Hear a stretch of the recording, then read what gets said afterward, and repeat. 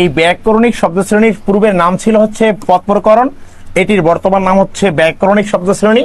আগে ছিল এটি 5 প্রকার, এখন হচ্ছে এটি কত প্রকার? এখন এটি হচ্ছে এটি 8 প্রকার। তাহলে এই যে 8টা প্রকারভেদ আছে, এই 8টি প্রকারভেদ আমি আলোচনা করছিলাম।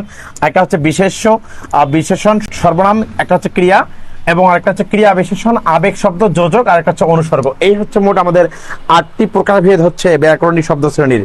আচ্ছা, এই 8টি প্রকারভেদ থেকে আমাদের বোর্ড পরীক্ষায় যেভাবে প্রশ্ন আসতে পারে হচ্ছে আমাদের যে বর্ণনামূলক প্রশ্ন লেখো, অথবা থাকতে পারে হচ্ছে যে 5টি বাক্য দেওয়া থাকবে আর বলবে যে 5টি বাক্য থেকে তোমরা ব্যাকরণিক শব্দ শ্রেণী নির্ণয় করো বা নির্দেশ করো, অথবা অনুচ্ছেদ থাকতে পারে, বলতে পারে যে সে অনুচ্ছেদ থেকে 5টি বিশেষণ চিহ্নিত করো, অথবা ক্রিয়া বিশেষণ চিহ্নিত করো, অথবা সর্বনাম চিহ্নিত করো, মানে যে কোনো কিছু থেকে বের করতে বলবে, 5টা বের করতে বলবে। তো আমরা সেগুলো বের করার জন্য আমাদেরকে যে বিষয়গুলো জানতে হবে সেটি হচ্ছে সর্বপ্রথম জানতে হবে যে বিশেষ্য, বিশেষণ, সর্বনাম, ক্রিয়া এগুলো মূলত কোথায় বসে বা এদের বসার জায়গাটা কি। তো আমি গতদিন আলোচনা করেছিলাম 3টি বিষয় নিয়ে। একটি বলছিলাম যে বিশেষ্য, বিশেষ্য তাকেই বোঝাবে যদি এমন হয় কোনো কিছু নাম বোঝায়। কি বোঝাবে? নাম বোঝাবে। তাহলে ভালো করে বুঝো, বিশেষ্য তাকেই বোঝাবে বা বিশেষ্য বলতে আমরা ওইটাই বুঝবো যেটি দ্বারা কোনো কিছু নাম বোঝাবে। সেটি হতে পারে বস্তুর নাম, হতে পারে ব্যক্তির নাম, হতে পারে স্থানের নাম, হতে পারে কোনো গ্রন্থের নাম। যে কোনো কিছু নাম বোঝালে সেটি হচ্ছে বিশেষ্য। আর মনে রাখবা, এই বিশেষ্যের পরিবর্তে যেটি বসে সেটি মূলত হচ্ছে কি আমাদের বিশেষ্যের পরিবর্তে বসলে সেটি হচ্ছে কি আমাদের সর্বনাম। তাহলে বিশেষ্যের পরিবর্তে বসলে সর্বনাম। ধরো আমি তোমাকে বললাম চলো ঢাকা ঘুরে আসি। কি বললাম? চলো ঢাকা ঘুরে আসি। তাহলে ঢাকাটা হচ্ছে বিশেষ্য। কিন্তু আমি এবার যদি বলি যে চলো কোথাও ঘুরে আসি, একটু আগে বললাম যে চলো কোথাও ঘুরে আসি, ভালো করে বুঝো, বললাম চলো কোথাও ঘুরে আসি। তাহলে এই যে কোথাও কথাটা যে ব্যবহার করলাম, কোথাও, কোথাও ঘুরে আসি, তাহলে কোথাওটা কার পরিবর্তে ব্যবহার করলাম বলো দেখি? তাহলে কোথাওটা কার পরিবর্তে ব্যবহার করলাম? ঢাকার পরিবর্তে। তাহলে ঢাকার পরিবর্তে ব্যবহার করলাম। তাহলে যেহেতু ঢাকা একটা বিশেষ্য, তাহলে বিশেষ্যের পরিবর্তে ব্যবহার করতেছি, মানে কি কোথাওটা কি একটা তোমার হচ্ছে কি সর্বনাম। তার মানে আমরা জানি যে যদি বিশেষ্যের পরিবর্তে কোনো কিছু বসে তাহলে সেটা হচ্ছে কি সর্বনাম হয়ে যায়। তাহলে চলো ঢাকা ঘুরে আসি, ঢাকাটা বিশেষ্য, চলো কোথাও ঘুরে আসি, সেটি কোথাওটা হচ্ছে কি সর্বনাম। এবার আমি বললাম যে আজকে সিয়াম ক্লাস করছে, ভালো করে বুঝো। আমি বললাম আজকে সিয়াম ক্লাস করছে, তাহলে সিয়াম কোন ব্যাকরণিক শব্দ শ্রেণী? তাহলে সিয়াম একজন ব্যক্তির নাম বোঝাচ্ছে, তাহলে সিয়ামটা হচ্ছে একটা বিশেষ্য। কিন্তু এবার যদি বললাম আজকে কেউ ক্লাস করছে, কেউ ক্লাস করছে, এবার দেখো সিয়ামের পরিবর্তে আমরা ব্যবহার করছি কেউ, এই ক্ষেত্রে কেউটা হচ্ছে কি আমাদের সর্বনাম। তাহলে মনে রাখবা, বিশেষ্যের পরিবর্তে বসলে সেটা হচ্ছে সর্বনাম, আর বিশেষ্যের পূর্বে যেটা বসে সেটাকে বলা হচ্ছে বিশেষণ। যেমন আমি বললাম সিয়াম খুব ভালো ছেলে, বা বললাম যে ছেলেকে একটা বিশেষ্য কিনা, একটা তোমার কমন নাউন কিনা। যেমন ইংরেজিতে কমন নাউন বলি, বাংলা বলা হচ্ছে তোমার হচ্ছে জাতিবাচক বিশেষ্য। এখন এই বিশেষ্যের আগে বসছে ভালো, তাহলে এই ভালোটা হচ্ছে কি একটা বিশেষণ। তাহলে আমরা মানে ভালো করে মনে রাখবো যে নাম বোঝালে সেটা হোক ব্যক্তির নাম, বস্তুর নাম, স্থানের নাম, গ্রন্থের নাম, যে কোনো কিছু নাম বোঝালে সেটা হচ্ছে বিশেষ্য। বিশেষের আগে বসে বিশেষণ, বিশেষের পরিবর্তে বসে সর্বনাম। এই হচ্ছে আমাদের 3টি বিষয়। তাহলে আমরা জানি যে কোনো যদি কাজ করা বোঝায়, কি করা বোঝাবে? কাজ করা বোঝাবে। তাহলে কাজ করা যদি বোঝায়, তাহলে কাজ করা বুঝালে সেটা হচ্ছে ক্রিয়া। কাজ করা বুঝালে সেটা হচ্ছে কি ক্রিয়া। কিন্তু ক্রিয়ার আগে যা বসে তাই ক্রিয়া বিশেষণ। ক্রিয়ার আগে যা বসে তাই হচ্ছে কি ক্রিয়া বিশেষণ। তাহলে 2টা কথা বললাম। একটা বললাম হচ্ছে যদি কাজ করা বোঝায়, কাজ করা বোঝালে সেটি হচ্ছে ক্রিয়া, আর যদি ক্রিয়ার আগে বসে, কোথায় বসবে? পূর্বে, তাহলে সেটি হচ্ছে কি ক্রিয়া বিশেষণ। তাহলে আমি আবারও বলছি, ভালো করে বুঝো। আমি বললাম কাজ করা বোঝালে সেটি হচ্ছে ক্রিয়া, কিন্তু যদি ক্রিয়ার পূর্বে বসে তাহলে সেটি হচ্ছে ক্রিয়া বিশেষণ। এখন ধর আমি একটা বাক্য লিখলাম যে চলন্ত ট্রেন থেকে যাত্রীরা লাফিয়ে নামছে। ভালো করে দেখো, যাত্রীরা লাফিয়ে নামছে। এই বাক্যে ক্রিয়া মূলত কোনটা?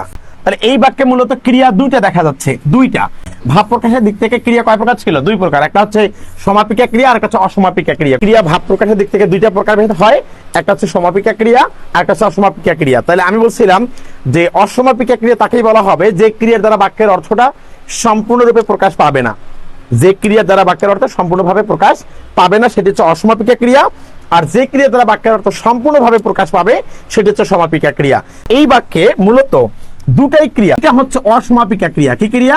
কারণ তুমি যদি এটাকে বারবার বলো, আমি বললাম লাফিয়ে লাফিয়ে লাফিয়ে, কিছু বোঝাচ্ছে না, তার মানে এই ক্রিয়ার অর্থটা প্রকাশ পাচ্ছে না, তাহলে এটা হচ্ছে অসমাপিকা ক্রিয়া। আর নামছে, হ্যাঁ কোথাও একটা নামছে, সে উপর থেকে নিচে নামছে, কিংবা নদীতে নামছে, কিংবা যে কোনো কোথাও নামছে, বাট এটা একটা কি অর্থটা বোঝাচ্ছে, তার মানে এটা হচ্ছে কি সমাপিকা ক্রিয়া। কি ক্রিয়া? সমাপিকা ক্রিয়া। এটা হচ্ছে তোমার সমাপিকা ক্রিয়া। দুইটা ক্রিয়া আছে, একটা হচ্ছে অসমাপিকা ক্রিয়া আর একটা হচ্ছে সমাপিকা ক্রিয়া। কিন্তু ঘটনাটা হচ্ছে যখন তোমাকে বলবে যে ব্যাকরণিক শব্দশ্রেণী নির্ণয় করো বা নির্দেশ করো, সেক্ষেত্রে তোমার তখন এই যে অসমাপিকা ক্রিয়াটা যেটা আছে, তখন এটাকে তুমি অসমাপিকা বলতে পারবা না, তখন এটাকে তোমাকে বলতে হবে যেহেতু ক্রিয়ার সামনে বসছে সেহেতু এটা হচ্ছে কি ক্রিয়া বিশেষণ। কি হয়ে গেল? ক্রিয়া বিশেষণ। এটা অসমাপিকা ক্রিয়া ঠিক ছিল যদি ক্রিয়ার মধ্যে যাইতো, কিন্তু যেহেতু অসমাপিকা ক্রিয়াটা একটা অন্য একটা ক্রিয়ার সামনে আছে, সেক্ষেত্রে এটা হয়ে গেল কি ক্রিয়া বিশেষণ। বাট তোমার কাছে যদি ক্রিয়া জানতে চায় তখন তোমাকে বলতে হবে এটা অসমাপিকা ক্রিয়া। বাট এটা পরীক্ষায় যদি প্রশ্ন আসে তোমাকে দিতে হবে এটি ক্রিয়া বিশেষণ। আমরা তাহলে 5টা জিনিস শিখলাম। একটা হচ্ছে বিশেষ্য, বিশেষণ, সর্বনাম। 3টা নাম বোঝালে বিশেষ্য, আগে বসলে বিশেষণ, পরিবর্তে বসলে সর্বনাম। আর এবার দেখলাম হচ্ছে ক্রিয়া, কাজ করা বোঝালে ক্রিয়া, ক্রিয়ার সামনে যা বসে তা হচ্ছে ক্রিয়া বিশেষণ। এই হচ্ছে 5টি। এছাড়াও আরো 3টি আছে, একটা হচ্ছে আবেগ, যোজক, অনুসর্গ। আবেগ, যোজক, অনুসর্গ। তাহলে ভালো করে বুঝো। আবেগ তো তোমাদের যেহেতু আবেগ নিয়ে কথা, কারণ তোমরা ভালো জানো আবেগটা কি জিনিস। এবার আবেগ আমরা দেখব। আবেগগুলো হচ্ছে কিরকম? যেই শব্দ দ্বারা তোমার মনের ভাবটাকে তুমি প্রকাশ করতেছো, যে শব্দ দ্বারা তুমি কি করতেছো? মনের ভাবটাকে প্রকাশ করতেছো। যে শব্দ দ্বারা তুমি মনের ভাব প্রকাশ করতে পারবা, যে শব্দ দ্বারা বা শব্দাংশ দ্বারা তুমি মনের ভাব প্রকাশ করতে পারবা, সেটি হচ্ছে কি আবেগ। সেটি হচ্ছে কি আবেগ। ভালো করে বুঝো। ধরো আমি তোমাকে বললাম বাহ। এখন এইটা আবার অনেক জায়গায় একটা ঝামেলা আছে, ভালো করে বুঝো। তা আমি বললাম বাহ, বাহ ছেলেটি দারুণ, বললাম বাহ কি চমৎকার দৃশ্য। তাহলে আমি বললাম বাহ কি চমৎকার দৃশ্য, কি চমৎকার দৃশ্য, কি চমৎকার দৃশ্য। এখন আমার প্রশ্ন হচ্ছে এটা কোন ধরনের বাক্য? অবশ্যই বিশেষসূচক বাক্য, বা তোমরা ইংরেজিতে যেটাকে এক্সক্লামেটরি সেন্টেন্স বলো, তাই না? কিন্তু ব্যাপারটা হচ্ছে এইখানে একটা জিনিসের সমস্যা হয় অনেক সময়, যে এইখানে মূলত বাটা হচ্ছে কিন্তু কি, বাটা হচ্ছে একটা আবেগ। তুমি তোমার মনের যে একটা, তোমার যে একটা আকস্মিক মনোভাব, বা তোমার যে একটা দৃশ্য দেখে তোমার যে ভালো লাগছে, তুমি যে বিস্মিত হয়ে গেছো, সেই জায়গা থেকে এই বাটা হচ্ছে কি একটা আবেগ শব্দ। কি শব্দ? আবেগ শব্দ। তবে এটা লেখার সময় অনেক স্টুডেন্ট ভুল ভাবে একটু লিখে। কিভাবে? দেখো, এটা লেখার সিস্টেমটা একটু ডিফারেন্ট। তুমি যদি বাহ লিখো, হ যদি লিখো, তাহলে তোমাকে একটা হসন্ত ব্যবহার করতে হবে। কি ব্যবহার করতে হবে? হসন্ত ব্যবহার করতে হবে। যেমন এটা তুমি একটা বাহ লিখে একটা হসন্ত ব্যবহার করছো, দেখো এটা একটা হসন্ত ব্যবহার করছে, এবং তোমাকে একটা এক্সক্লামেশন মার্ক ব্যবহার করতে হবে, এবং পিছনে দাড়ি ব্যবহার করতে হবে। কি ব্যবহার করতে হবে? দাড়ি ব্যবহার করতে হবে। কিন্তু যদি এরকম হয়ে যায় যে তুমি হ ব্যবহার করবা না, তাহলে তোমাকে ব্যবহার করতে হবে বা দিয়ে বিসর্গ চিহ্ন, এবং তোমাকে এক্সক্লামেশন মার্ক ব্যবহার করতে হবে। তাহলে তুমি এটা দুই ভাবে লিখতে পারো, হয় তুমি বা দিয়ে হ লিখবা, অথবা তুমি বা দিয়ে হচ্ছে কি দিবা, বিসর্গ চিহ্ন দিবা। তাহলে তুমি দুইটা লিখতে পারো। তাহলে মনে রাখবা, আমরা একটা জিনিস আজকে দেখলাম যে বিসর্গ ইকুয়াল টু হ, বিসর্গ ইকুয়াল টু হ। বিসর্গটা হয়ের মতো উচ্চারিত হয়। কিসের মতো উচ্চারিত হয়? হয়ের মতো উচ্চারিত হয়। আরেকটা বাক্য যদি আমি তোমাকে বললাম হচ্ছে আজ নয় কাল সে আসবেই। ভালো করে দেখো, কাল সে আসবেই। এখন আমার প্রশ্ন হচ্ছে এই বাক্যের যোজক কোনটা? কেউ একজন কমেন্ট করে বলো তো। আজ নয় কাল সে আসবেই, এই বাক্যের যোজক কোনটা? একটু কমেন্ট করে বলো। নয়টা হচ্ছে কি একটা যোজক। কারণ কেন? দেখো, এই আজ এবং কালকে যুক্ত করছে কে? এই নয়কা যুক্ত করছে। তাহলে এটাকে বলা হচ্ছে কি একটা যোজক। কি বলা হচ্ছে? যোজক। যেমন আমি যদি আরেকটা এক্সাম্পল লিখি, বললাম যে নীল, বললাম হচ্ছে নীল বা কালো কলমটা দাও, নীল বা কালো কলমটা দাও, কালো কলমটা দাও। এখন এই বাক্যের যোজক কোনটা? একটু কমেন্ট করে বলো দেখি। এই বাক্যের যোজক কোনটা? আমি বলছি নীল বা কালো কলমটা দাও। আবার অথবা বলা যেতে পারে নীল অথবা কালো কলমটা দাও। এই বাক্যের যোজক কোনটা বলো? তাহলে এই বাক্যের যোজকটা হচ্ছে কি বা। তাহলে ভালো করে মনে রাখবা যে এই রকম যদি কখনো এরকম দেখি কোথাও যে বাক্যে এরকম কোনো কিছু থাকে, তাহলে সেটাকে বলা হচ্ছে যোজক। আমরা আলোচনা করছি অলরেডি 7টা, কারণ আগের 5টা এখন 2টা, 7টা। এবার আরেকটা আছে, সেটা হচ্ছে অনুসর্গ। সেটা হলো কি? অনুসর্গ। এখন অনুসর্গ মূলত কি? এখন অনুসর্গের যদি আমি সংজ্ঞা দিতে যাই তাহলে অনুসর্গের সংজ্ঞা কি দেওয়া যায়? শোনো, মনে রাখবা বাক্যের মধ্যে এমন কোনো কিছু শব্দ থাকবে যেই শব্দটা ছাড়া ওই বাক্যটা অর্থহীন হবে, তাহলে সেটাকে বলা হচ্ছে অনুসর্গ। কিরকম? আমি বললাম যে দেখো, আমি বললাম তোমার জন্য অপেক্ষা করছি। ভালো করে বুঝো, আমি বললাম তোমার জন্য অপেক্ষা করছি। এখন আমার প্রশ্ন হচ্ছে, তুমি যদি এই বাক্যের মধ্যে এই জন্য কথাটা বাদ দাও, ভালো করে বুঝো কি বললাম। আচ্ছা, তোমার জন্য অপেক্ষা করছি, এই জন্য কথাটা তুমি যদি বাদ দাও, তাহলে বাক্যটা কি হয়? তোমার অপেক্ষা করছি। ভাই, ওটা অর্থহীন, কারণ তোমার অপেক্ষা করছি দ্বারা কিচ্ছু বোঝায় না। তাহলে মনে রাখবা, বাক্যের মধ্যে যে শব্দটা তুলে দিলে বাক্যটা অর্থহীন হয়ে যায়, সেটাকে বলা হচ্ছে অনুসর্গ।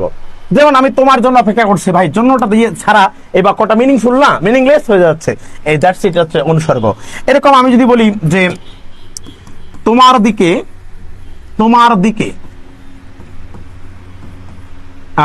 দিকে তাকিয়ে থাকবো,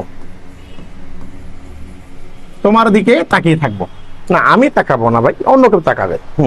তাহলে তোমার দিকে তাকিয়ে থাকবো। এখন প্রশ্ন হচ্ছে, এই বাক্যে দিকে কথাটা তুমি বাদ দাও, দিকেটা বাদ দাও, তোমার তাকিয়ে থাকবে। কি ভাই, তোমার কি তাকিয়ে থাকবে? কিচ্ছু বোঝায় না, কিচ্ছু বোঝায় না। তার মানে মনে রাখবা, যে শব্দটা তুমি বাদ দিলে ওই বাক্যটা মিনিংফুল হয়ে যায়, তাহলে সেই শব্দগুলোকে বলা হচ্ছে কি? অনুসর্গ। আমি তোমাকে আজকে একটা লেটার বলবো, সেই লেটারটা তুমি রেকর্ড ক্লাস দেখে খাতে লিখবা, লিখে দেন যাকে পছন্দ হয় তাকে সেন্ড করবা। কি লিখবা? লিখবা প্রিয় অমুক, মানে যাকে তুমি ভালোবাসো, পছন্দ করো, তার নামটা লিখবা। এবার নিচে লিখবা, তোমার প্রতি, তোমার পানে, তোমার তরে, তোমার নামে লিখছি যে তুমি ছাড়া, তুমি বিনা, তুমি বিহনে, তুমি ব্যতীত, তুমি বই, আমি কানা। নিচের লাইনে লিখবা যে তোমার সঙ্গে, তোমার সাথে, তোমার সহকারে, তোমার সহ, তোমার সমেত যখন থাকি, তখন আকাশ হতে থেকে আসে অভিশাপ। কারণ কেন? কারণ আকাশের চাঁদ তারা, সূর্য, নক্ষত্র তোমার সৌন্দর্যের কাছে হার মানে। এবার নিচে লিখবা, তাই তোমার জন্য বা তোমার জন্যে, তোমার নিমিত্তে আমি আমার বিয়ের আগের দিন পর্যন্ত বা অবধি অপেক্ষা করব, ইতি তোমার পরাণ পাখি অনুসর্গ। তাহলে আমি এই যে লেটারটার মধ্যে প্রতি পানে তরে নামে, বিনা বিহনে ব্যতীত, বই ছাড়া, তারপর জন্যে নিমিত্তে, এছাড়াও সহকারে, সহ, সমেত, পর্যন্ত, অবধি, যতগুলো বলছি প্রত্যেকটা একটা করে অনুসর্গ। আশা করি বুঝতে পারছো। পর্ব 3-এ তোমরা যাবা, পর্ব 3 একটু প্র্যাকটিস করবা, পর্ব 3-এ প্র্যাকটিস করবা যে আজ নয় কাল সে আসবেই। 9টা হচ্ছে একটা যোজক। পহেলা বৈশাখ বাঙালিটা হচ্ছে একটা বিশেষ্য, এর আগে বসছে এটা একটা বিশেষণ। যেমন কোথাও ঘুরে আসি, এটা জায়গার পরিবর্তে বসছে, এটা একটা সর্বনাম। যেমন হচ্ছে আমাদের ছোট ছোট গায়ে ছোট ছোট ঘর, ঘরটা একটা বিশেষ্য কিনা? ঘরটা একটা বিশেষ্য কিনা? তাহলে দেখো, ঘরটা একটা বিশেষ্য, তাহলে ঘরের সামনে বসে ছোট ছোট, তাহলে এই ছোট ছোটটা একটা বিশেষণ। যেমন দেখো করিম ও রহিম দুই ভাই, দেখো করিম এবং রহিমকে যুক্ত করছে, তাহলে ওটা হচ্ছে কি একটা যোজক। যেমন বাহ চমৎকার দৃশ্য, তাহলে বাটা হচ্ছে কি আবেগ। যথা ধর্ম তথা জয়, দেখো তাহলে দুইটা আসছে, তাহলে দেখো বিষয়টা হচ্ছে যে দুইটা একখানে বাক্যে যুক্ত করছে, এটা হচ্ছে কি যোজক। আবার দেখো দুঃখ বিনা সুখ লাভ হয় কি, এই বিনাটা হচ্ছে কি ওই যে ছাড়া, দেখো বিনা ছাড়া তোমার বাক্য হয় দুঃখ সুখ লাভ হয় না, মানে এটা লাভ হবে। দুঃখ সুখ লাভ হয় কি মহিতে হয় না, কারণ বিনাটা সারা বাক্যের অর্থটা মিনিংলেস হয়ে যাচ্ছে। সাদা কাপড়, কাপড়টা বিশেষ্য, এর আগে বসছে, এটা হচ্ছে বিশেষণ। আবার দেখো মোদের গর্ব, গর্ব মোদের মানে কি আমাদের, তাহলে সর্বনাম। আবার দেখো রবীন্দ্রনাথ, তাহলে নাম বোঝাচ্ছে একটা বিশেষ্য। আবার দেখো তিনি হো হো করে হেসে উঠলেন, এই করেটা একটা ক্রিয়া, করেটা একটা কি ক্রিয়া। তাহলে আমি বললাম যে তিনি হো হো করে হেসে উঠলেন, এই করেটা বাক্যে, এই করেটা কি ক্রিয়া, তাহলে ক্রিয়ার সামনে যা বসবে তা কি ক্রিয়া বিশেষণ। তাহলে এই হো হোটা হচ্ছে একটা ক্রিয়া বিশেষণ। কথা কি বুঝতে পারছো? তার মায়ের হাতের পিঠা যেন অমৃত, তাহলে পিঠাটা অমৃত, বা ব্যাপারটা বুঝছো। এই অমৃতটা কি? পিঠা। তাহলে পিঠাটা হচ্ছে বস্তুগত বিশেষ্য, এই বস্তুগত বিশেষ্য সম্পর্ক তথ্য দিচ্ছে কে? অমৃত। তাহলে এই অমৃতটা একটা হচ্ছে কি বিশেষণ।